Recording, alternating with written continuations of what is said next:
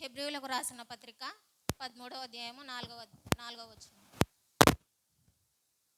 హెబ్రీయులకు రాసిన పత్రిక 13వ అధ్యాయము 4వ వచనం. వివాహము అన్ని విషయములలో ఘనమైనదిగాను పానము నిష్కలమైనదిగాను ఉండవలెను. హల్లెలూయా. హల్లెలూయా. వివాహము ద్వారా ఒకరినొకడు దేవుడు ఏర్పాటు చేసుకొని ఉన్నాడు. వివాహము అన్ని విషయములలో ఘనమైనది. దేవుడు ఒకరి కోసం ఒకరిని ఏర్పాటు చేసి ఉన్నాడు. ఆదాము అవ్వలను ఒకరి కోసం ఒకరిని ఎలాగైతే దేవుడు నిర్మించి ఉన్నాడో మన కోసం కూడా దేవుడు ఒకరిని కోసం ఒకరిని పుట్టించి ఉన్నాడు. మనకు దేవుడు మనల్ని ఏర్పాటు చేసి ఉన్నాడు వివాహము ద్వారా. అలాగే దేవుడు మనకు ఒక బహుమానం ఇచ్చి ఉన్నాడు. అదేమిటో తెలుసుకుందాం. కీర్తనలు 127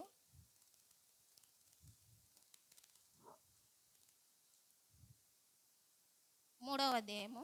కుమారులు యెహోవా అనుగ్రహించు స్వాస్థ్యము, గర్భఫలము ఆయన ఇచ్చు బహుమానమే. హల్లెలూయా. హల్లెలూయా. దేవుడు ఆదాము అవ్వలకు ఎలాగైతే మనలను ప్రేమించి మన కుమారులను ఇచ్చి ఉన్నాడో, గర్భఫలము యెహోవా ఇచ్చు బహుమానము. మన ఆదాము అవ్వలకు ఎలాగైతే ఒకరినొకరు వేరుగా ఉంచబడి గర్భఫలము ఆయన ఇచ్చు బహుమానము. దేవుడు మనకు గర్భఫలాన్ని బహుమతిగా ఇచ్చి ఉన్నాడు. కుమారులు యెహోవా అనుగ్రహించు స్వాస్థ్యము.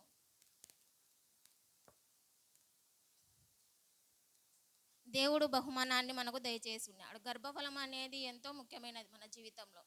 వివాహం ద్వారా ఒకరికొకరు తెలియదు. మనము వివాహం చేసుకొని దేవుడు మనకు గర్భాన్ని దయచేసి ఉన్నాడు. ఆ గర్భఫలమే దేవుడు ఇచ్చి బహుమానము. అలాగే కీర్తనలు 139 14వ అధ్యాయము. నీవు నన్ను కలుగజేసిన విధము చూడగా భయమును ఆశ్చర్యమును నాకు పుట్టుచున్నవి. అందును బట్టి నేను నీకు కృతజ్ఞతాస్తుతులు చెల్లించుచున్నాను. నీ కార్యములు ఆశ్చర్యకరములు, ఆ సంగతి నాకు బాగుగా తెలిసి ఉన్నది. మనము చిన్న నలుసుగా ఉంటాం. 3 నెలల నుంచి 9 నెలల వరకు బిడ్డను కడుపులో మోసిన తర్వాత దేవుడు మనల్ని ఎట్లా కలుగజేసినాడో మనకే తెలియదు. దేవుడు యెహోవా ఇచ్చు గర్భఫలము. యెహోవా గర్భఫలము ఆయన ఇచ్చు బహుమానము. ఆయన కలుగజేసిన విధము చూడగా మనకు భయము పుట్టుచున్నది, ఆశ్చర్యమును పుట్టుచున్నది. గర్భఫలం ఇచ్చినందుకు దేవునికి మనము కృతజ్ఞతాస్తుతులు చెల్లించాలి. ఆయన కార్యములు ఆశ్చర్య కార్యములు. ఆయన చేసిన ఆశ్చర్య కార్యములను బట్టి మనము దేవునికి కృతజ్ఞతాస్తుతులు చెల్లించాలి. అలాగే 17, 18. దేవా, నీ తలంపులు నాకెంత ప్రియమైనవి, వాటి మొత్తం ఎంత గొప్పది. వాటిని లెక్కించినదనుకుంటున్నా, అవి ఇసుక కంటేను లెక్కకు ఎక్కువైనవి.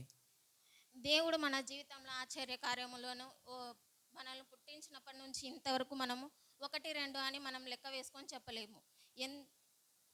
ఇసుకను మనం ఎంచగలుగుతామా? ఎవరన్నా ఎంచలేము.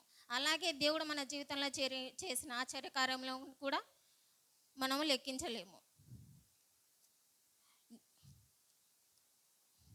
16వ అధ్యాయము. నేను పిండమునై ఉండగా నీ కన్నులు నన్ను చూచెను. నియమింపబడిన దినములలో ఒకటైన కాకమునుపే నా దినములన్నీ నీ గ్రంథంలో లిఖితమాయెను. మనం పిండముగా ఉన్నప్పటి నుంచే నీ కన్నులు నన్ను చూచెను. దేవుడు మనం పిండముగా ఉన్నప్పటి నుంచే మనల్ని చూసినాడు. దేవుడు గ్రంథంలో లిఖించినాడు. మనం ఒక్క దినం నుంచే, కన్సీవ్ డేట్ నుంచే మనకు దేవుడు అనుగ్రహించినాడు. ఆ లిఖితములన్నీ గ్రంథంలో లిఖించబడినాయి. అలాగే 2, 3, 4. నేను కూర్చుండుట నేను లేచుట నీకు తెలియను. నా తలంపులు పుట్టక మునుపే నీవు నా మనస్సు గ్రహించుచున్నావు. నా నడకను నా పడకను నీవు పరిశీలన చేసి ఉన్నావు. నా చర్యలన్నిటినీ నీవు బాగుగా తెలుసుకొని ఉన్నావు. హల్లెలూయా.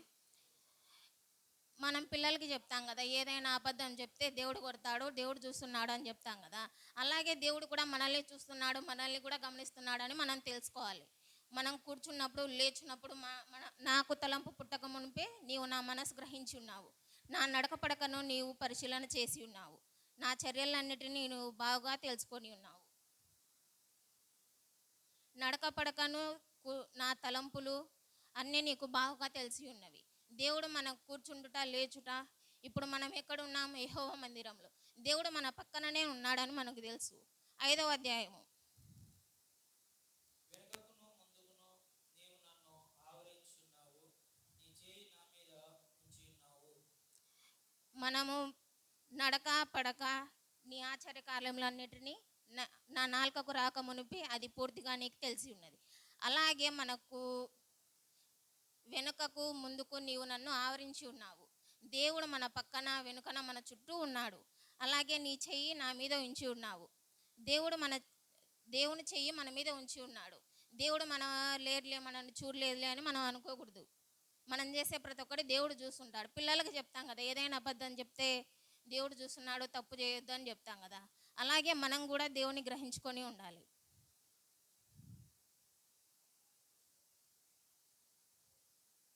ఇరవై 23-24. దేవా, నన్ను పరిశోధించి నా హృదయమును తెలుసుకొనుము, నన్ను పరీక్షించి నా ఆలోచనలను తెలుసుకొనుము. నీకు ఆయాసకరమైన మార్గము నా యందున్నదేమో చూడుము, నిత్య మార్గమున నన్ను నడిపించుము. హల్లెలూయా. దేవుని మనం సన్నిధికి వచ్చినప్పుడు మనం అడగాలి, ఏవైనా తప్పు చేసి ఉన్నామేమో మమ్మల్ని క్షమించి దేవుడా, ఈ వారం అంతయో మేమేమైనా తప్పు చేసి ఉన్నామో మమ్మల్ని క్షమించండి అని మనము దేవుని సన్నిధిలో అడగాలి. వచ్చిన తర్వాత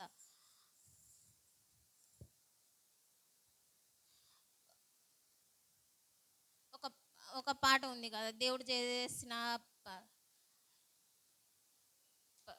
నీవు చేసిన ఉపకారములకు, ఆ పాట పాడుకుందాం అందరము. నీవు చేసిన ఉపకారములకు నేనేమి చెల్లింతును, నీవు చేసిన ఉపకారములకు నేనేమి చెల్లింతును. గర్భాది దూడలనా, వేలాది పొటేళ్ళనా, ఏడాది దూడలనా, వేలాది పొటేళ్ళనా, నీవు చేసిన ఉపకారములకు నేనేమి చెల్లింతును. హల్లెలూయా. దేవుడు చేసిన ఉపకారములకు మనం ఏమి చెల్లిస్తున్నాము? మనమేమి చెల్లించట్లేదు. ఆయనకు కృతజ్ఞతాస్తుతులు చెల్లించుచున్నాము. నీ కార్యములు ఆశ్చర్యకరములు. మన జీవితంలో చేసిన ఆశ్చర్యకార్యములకు దేవునికి మనం కృతజ్ఞతాస్తుతులు చెల్లించాలి.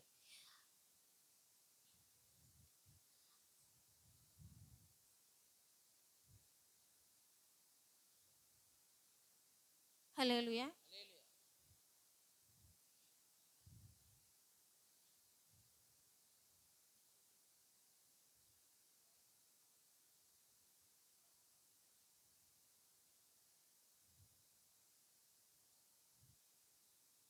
ఈ చిన్న వాక్యాన్ని దేవుడు మన జీవితంలో ఆశీర్వదించలాగున అందరికీ.